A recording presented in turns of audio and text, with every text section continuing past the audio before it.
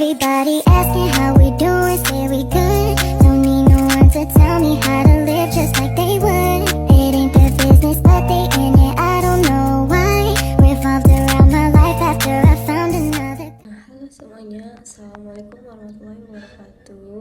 Perkenalkan, nama saya Ira Ramadhani, NIM saya 223395 dari Prodi Manajemen semester 4. Di sini saya akan menjelaskan mengenai kompensasi iklim atau lingkungan kerja. Langsung saja ke materinya. Kompensasi merujuk pada penggantian atau imbalan, biasanya dalam bentuk gaji, upah, atau tunjangan lainnya yang diterima seseorang sebagai pengganti jasa atau pekerjaan yang dilakukannya. Kompensasi adalah bentuk imbalan yang diberikan kepada karyawan sebagai penghargaan keterampilan yang mereka berikan kepada perusahaan atau organisasi. Kompensasi dapat berupa gaji bulanan, bonus insentif, asuransi kesehatan, dan cuti tahunan, dan lain-lainnya. Kompensasi juga mencakup elemen-elemen seperti sistem penggajian, struktur upah, kebijakan insentif, dan tunjangan karyawan. Tujuan utama dari sistem kompensasi adalah untuk memastikan bahwa karyawan merasa dihargai, termotivasi untuk bekerja dengan baik, dan tetap terikat pada perusahaan atau organisasi tempat mereka bekerja.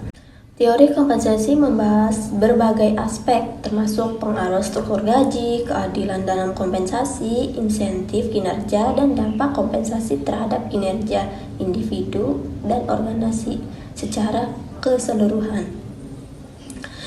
Beberapa teori kompensasi yaitu yang pertama, teori harapan atau ekspektasi teori menyatakan bahwa individu akan termotivasi melakukan perilaku yang mengarah pada tujuan tertentu jika mereka percaya bahwa usaha mereka akan menghasilkan kinerja yang baik. Kinerja bagus akan menghasilkan imbalan yang diinginkan, dan bahwa imbalan akan memuaskan kebutuhan individu.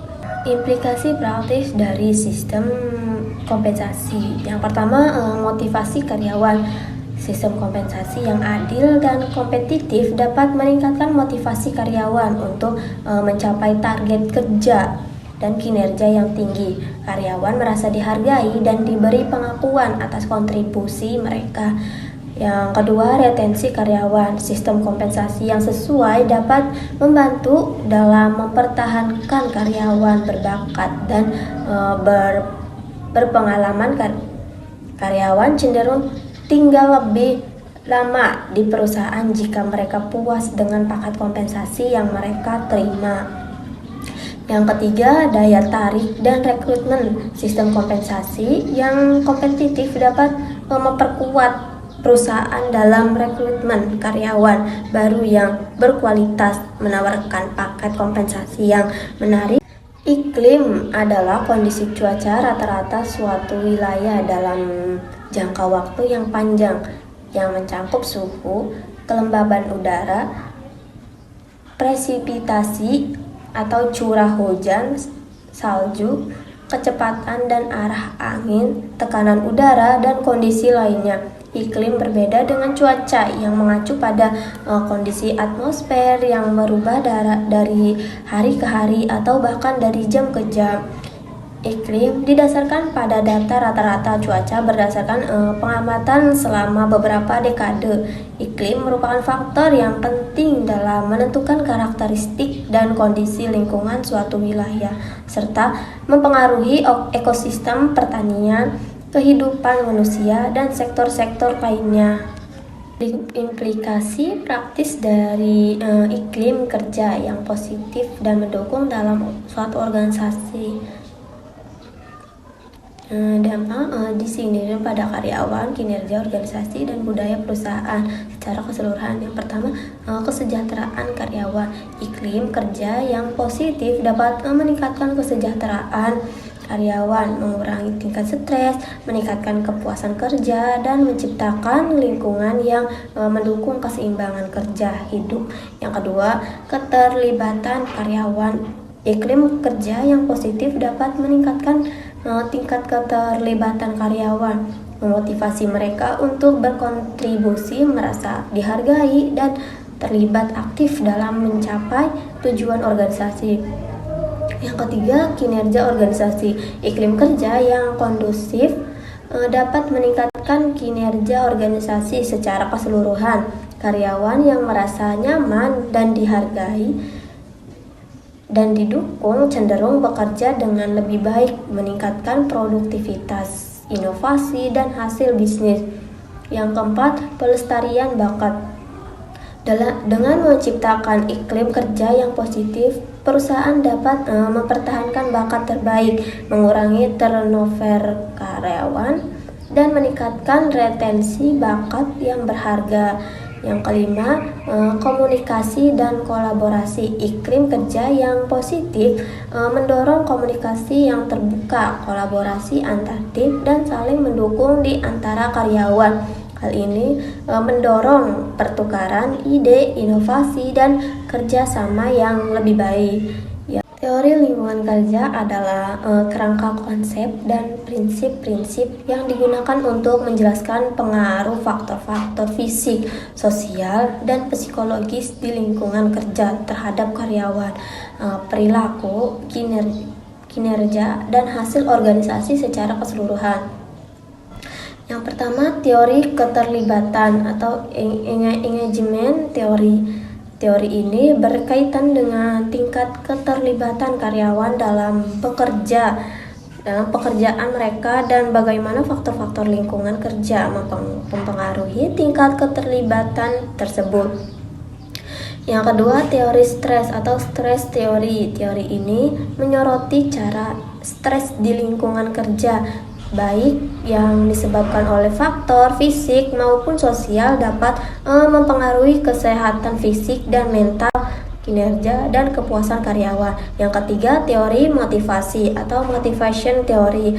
Berbagai teori motivasi seperti teori harapan atau ekspektasi teori dan teori X dan Y dari Douglas McGregor memainkan peran penting dalam menjelaskan bagaimana lingkungan kerja yang mendukung atau tidak dapat mempengaruhi motivasi serta kinerja karyawan. Yang keempat, teori keadilan atau justice theory.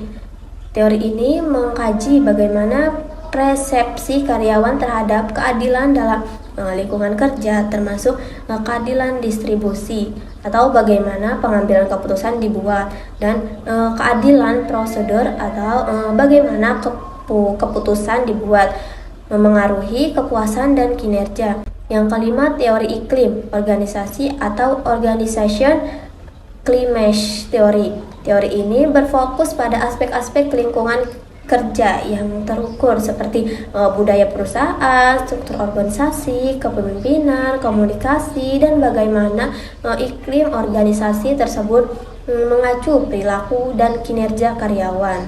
Dalam studi kasus mengenai lingkungan kerja di perusahaan, Bright Test Solution, kita akan fokus pada permasalahan yang bermuncul terkait dengan lingkungan kerja saat ini dan langkah-langkah yang dapat dilakukan untuk memperbaiki dan meningkatkan lingkungan kerja tersebut. Yang pertama, analisis situasi saat ini. Bright Test Solution menghadapi tingkat stres yang tinggi, di antaranya karyawan, kurangnya komunikasi antar tim, dan kurangnya keseimbangan kerja hidup.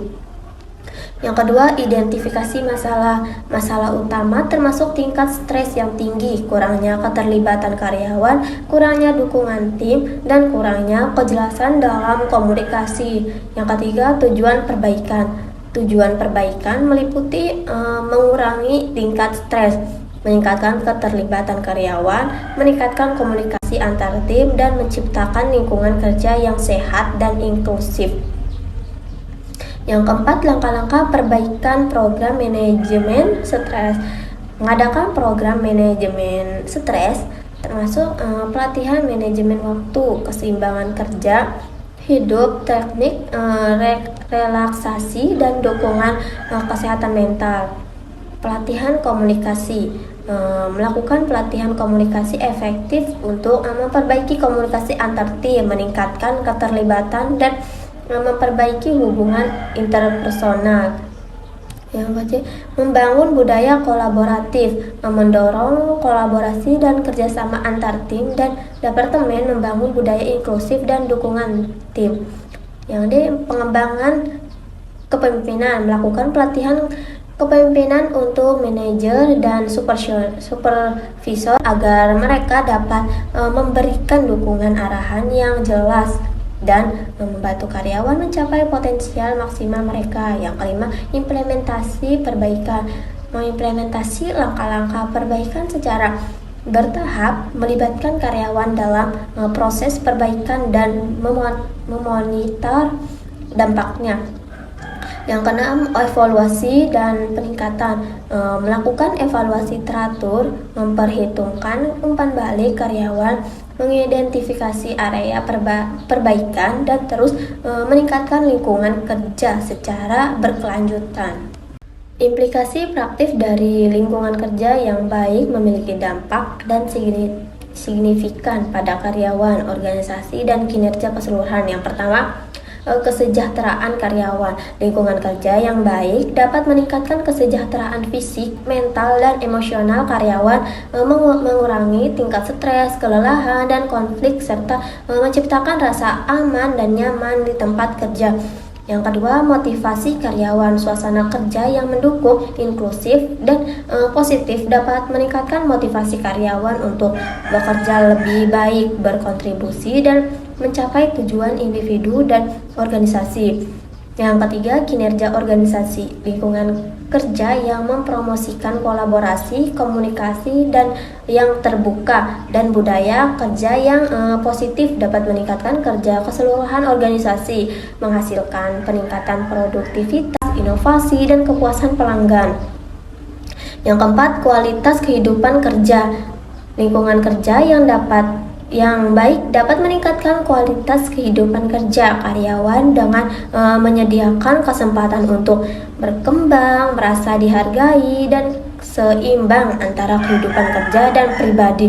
Yang kelima, keseimbangan kerja hidup. Lingkungan kerja yang mendukung keseimbangan kerja hidup dapat membantu karyawan mengelola waktu dan energi dengan lebih baik, mengurangi burnout, dan meningkatkan kesehatan dan kesejahteraan secara keseluruhan. Yang keenam, pelestarian bakat. Dengan lingkungan kerja yang positif, perusahaan dapat mempertahankan bakat terbaik, mengurangi turnover, meningkatkan retensi keseluruhan bakat. Dengan lingkungan kerja yang positif, perusahaan dapat mempertahankan bakat terbaik, mengurangi turnover, meningkatkan retensi, dan mengembangkan karyawan untuk mencapai potensi penuh mereka. Yang ketujuh, reputasi perusahaan. Lingkungan kerja yang positif dapat meningkatkan reputasi perusahaan sebagai tempat kerja yang baik, menjadikan tujuan menarik bagi bakat baru, dan memperkuat merek perusahaan. Everybody asking how we doing, say we good. Don't need no one to tell me how to live.